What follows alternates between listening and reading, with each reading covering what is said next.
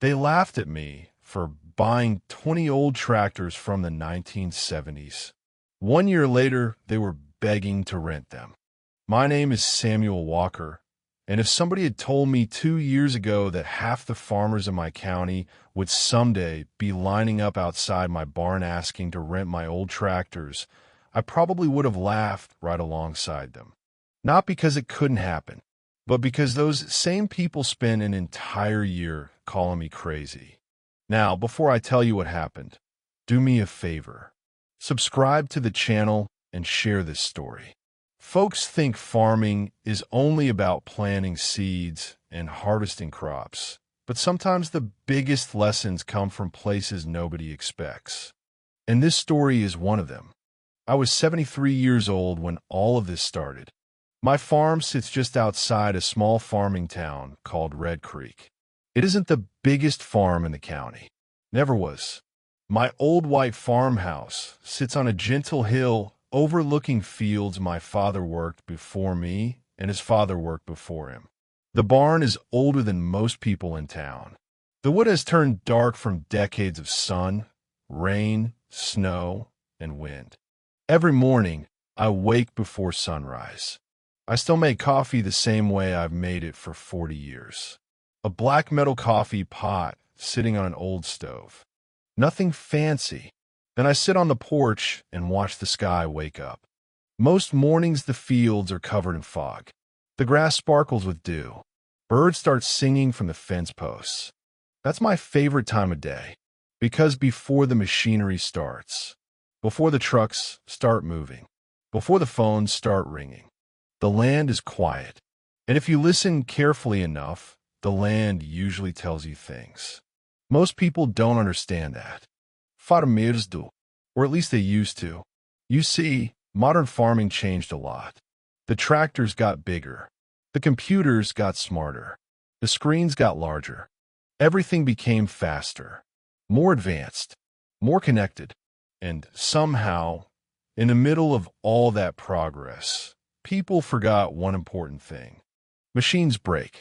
Every machine breaks eventually. I learned that lesson when I was young. My father used to tell me something while we repaired equipment. He'd hand me a wrench and say, "Son, if a machine can't be fixed in the field, one day it'll leave you stranded in the field." At the time, I didn't understand. But decades later, I finally did. The first tractor arrived on a rainy Tuesday. I remember that day perfectly. Gray clouds covered the sky. The driveway was muddy. Rain dripped from the roof of my barn. And then a transport truck pulled into my yard carrying the ugliest tractor I'd seen in years. The paint was faded. Rust covered most of the metal. One headlight was missing. The tires looked ancient. It was a 1974 tractor that had spent years sitting abandoned behind another farmer's barn. The driver lowered it carefully onto the ground. The engine coughed, shook, then finally settled into a rough idle. Across the road, 3 local farmers stopped their trucks. I could see them watching, laughing, pointing. One of them rolled down his window. "Samuel, what in the world are you doing with that old thing?" I smiled. "Buying a tractor." The man laughed so hard he nearly spilled his coffee. "No, you're buying a headache." The others laughed too. I didn't argue. I simply watched the transport truck drive away. Then I parked that tractor inside my barn. A week later, I bought another one. Then another. Then another. Month after month, old tractors kept arriving. Green ones, red ones, blue ones. Machines from the 1970s. Machines most people consider junk. Machines auction yards couldn't get rid of. Machines younger farmers wouldn't touch even if they were free. Every time another tractor showed up, the jokes got worse. The diner became the center of it. Now, if you've ever lived in a farming town, you know exactly how this works. Somebody tells a joke at breakfast. By lunchtime, everyone knows it. By dinner, people are adding details that never happened. Soon enough, I was famous. Old Samuel, the tractor collector, the scrap metal king, the museum owner. I've heard every version. One morning, I walked into the diner, and somebody asked if I was planning to charge admission tickets. The whole room laughed. I laughed too. Not because the joke was funny, because there was no point getting angry. They couldn't see what I saw.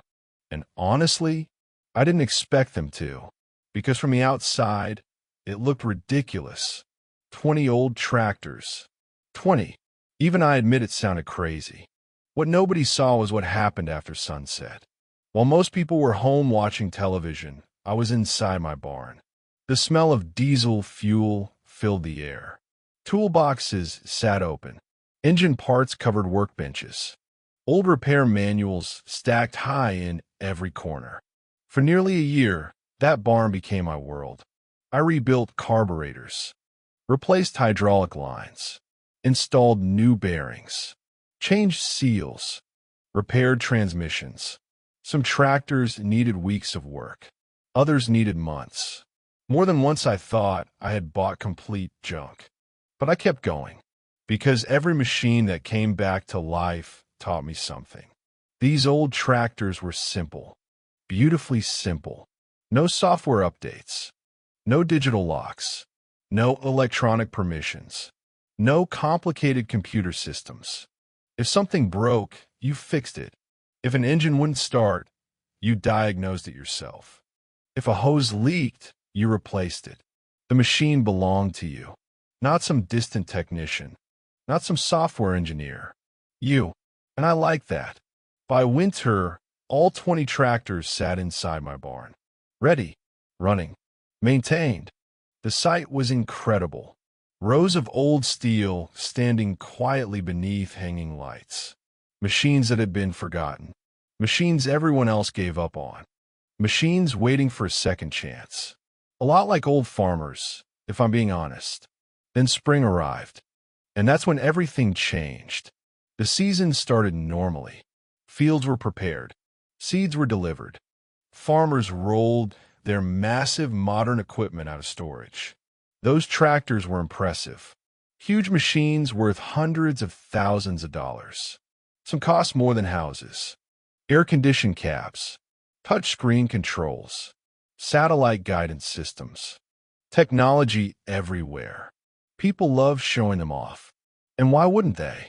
They were incredible machines. Then, one morning something happened. A software issue appeared. At first nobody worried. A simple update. A temporary problem. Nothing serious. Then another tractor experienced issues. Then another. Then another. Within days, problems spread. GPS systems failed. Error codes appeared. Some tractors entered safety lockout. Others refused to operate correctly. Farmers called dealerships. Dealerships called manufacturers. Technicians became overwhelmed. Repair appointments backed up immediately. Replacement components were delayed. Days passed, then weeks. The worst possible timing. Planting season waits for nobody. Every day matters. Every hour matters. You can lose an entire season by missing the right planting window. And suddenly hundreds of thousands of dollars worth of equipment sat motionless inside sheds. I remember standing on my porch one morning watching the sunrise when the first truck pulled into my driveway. A young farmer stepped out. Good kid, hard worker, proud, the kind of guy who'd laughed at my tractors plenty of times. He looked uncomfortable. I knew why. Nobody enjoys admitting they're wrong.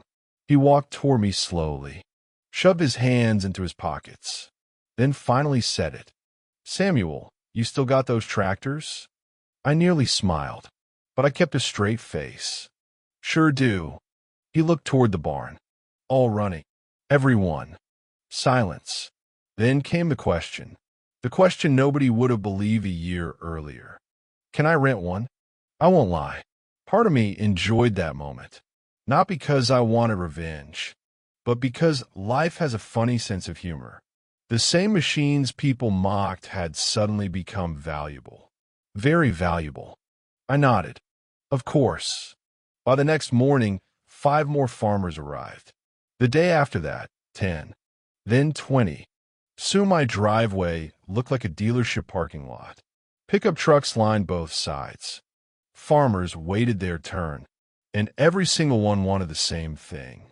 A tractor, not a modern tractor, not an advanced tractor, one of my old tractors. The machines they laughed at, the machines they called junk, the machines nobody wanted. Every tractor left the barn, every single one. Fields across the county suddenly filled with old 1970s machinery. The sight was incredible. Rust-free now, restored, working, engines rumbling across thousands of acres. The old machines did exactly what they were built to do. Work, no complaints, no software updates, no internet connections, no waiting for technicians. Just work, day after day, week after week. Meanwhile, rental payments kept arriving. Fuel purchases increased. Repair requests increased. Demand exploded. Neighboring counties started calling. Then neighboring states. Farmers heard about the old man with 20 working tractors. And suddenly everyone wanted one. By midsummer, I had earned more from renting tractors than I had earned from farming in several previous seasons combined. I couldn't believe it myself. The numbers felt unreal. But the biggest surprise wasn't the money. It was my own harvest. Because while other farms struggled through delays, I planted on time. Every acre, every field, right when it needed to happen. The crops responded beautifully. Corn grew tall. Soybeans thrived. The season aligned perfectly.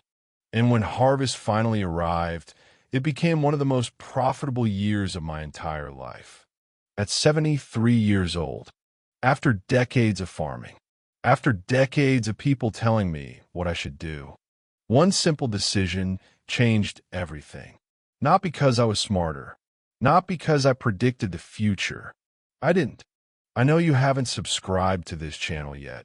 Please click the subscribe button now and let me know where you're watching from. I simply remember the past. That's all. I remembered what reliability looked like. I remembered what self-sufficiency felt like. I remembered what happened when people depended too much on a single solution. And maybe that's the real lesson here. Technology is wonderful. Progress is wonderful. Modern farming has accomplished incredible things. But never forget the basics.